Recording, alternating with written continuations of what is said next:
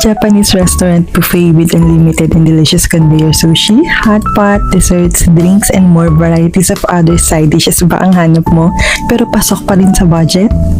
Tara na dito sa Sushi Marami at 2nd floor Iton Tower, 128 De La Rosa Street, Makati City.